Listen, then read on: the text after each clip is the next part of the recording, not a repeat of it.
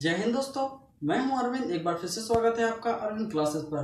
तो आज हम देखेंगे हमारे प्रधानमंत्री जी ने 2 अगस्त को ई-रूपी प्लेटफॉर्म एक लॉन्च किया है, जो ऑनलाइन पेमेंट ट्रांजैक्शन का ही एक प्लेटफॉर्म है। जैसे ही यूपीआई एक काम करता है, वैसे ही हमारा ई-रूपी भी काम करेगा। लेकिन अगर पहले ही हमारा यूपीआई लॉन्च हो चुका है तो ई-रूपी की क्या जरूरत पड़ी? तो आज हम इस वीडियो में जानेंगे कि ई-रूपी किस लिए लॉन्च हुआ है। तो चलिए हम वीडियो को स्टार्ट करते हैं और देखते हैं। तो ये हमारा ई-रूपी जो है वो एक भारत सरकार का एक नया प्लेटफॉर्म है, जिसके द्वारा हम ऑनलाइन पेमेंट ट्रांजैक्शन कर सकते हैं। जैसे ये है, और जो हमारा ई-रूपी है वो एनपीसीआई के अंतर्गत ही आता है। एनपीसीआई मतलब national payment corporation of India. और हमारा जो ई-रूपी है वो यूपीआई का एक न्यू वर्जन अपडेट है, मतलब अपडेटेड वर्जन है। जो हमारा यूपीआई है वो क्यूआर कोड के द्वारा हमारा पेमेंट ट्रांजैक्शन करता था। जैसे क्यूआर कोड का मतलब होता है क्विक ट्रांसफर। इसके द्वारा हमारा बैलेंस है जो वो ट्रांजैक्शन किया जाता था। अब जो ई-रूपी लॉन्च हुआ है, इसके द्वारा भी हम क्यूआर कोड का ही इस्तेमाल करेंगे। लेकिन अब चलिए देखते हैं हम इन दोनों में अंतर क्या है। जो क्यूआर कोड है वो सिर्फ ऑनलाइन और एंड्रॉइड टच मोबाइल में ही यूज होता था, लेकिन जो हमारा ई-रूपी है वो अब एंड्रॉइड के साथ साथ कीपैड वाले मोबाइल में भी यूज होगा। हमारी जो ई-रूपी लॉन्च की गई है वो कोई इलेक्ट्रॉनिक मुद्रा नहीं है, बल्कि यह एक क्यूआर कोड है, यानी क्यूआर वाउचर है।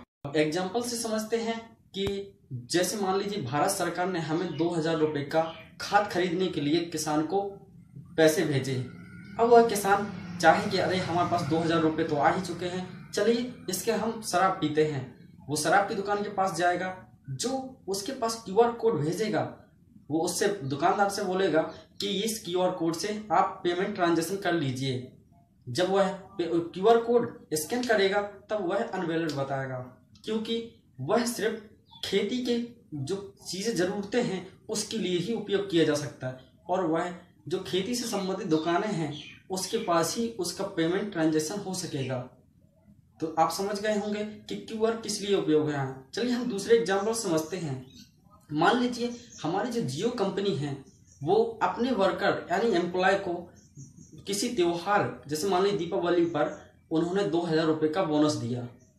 अब जैसे पहले हमें कैश दे दिया जाता था, उस कैश का उपयोग हम शराब, गुटखा, अन्य चीज़ों में उपयोग कर लेते थे।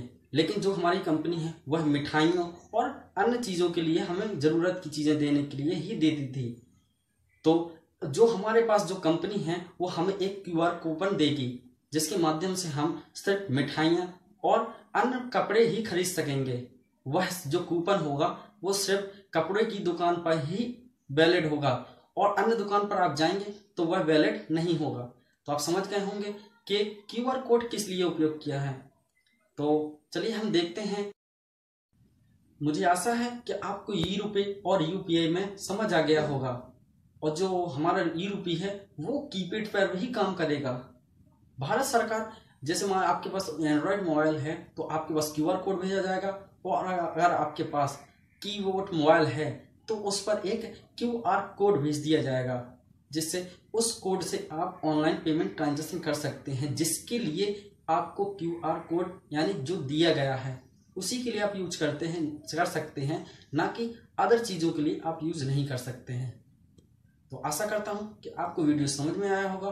धन्यवाद। Thanks for watching.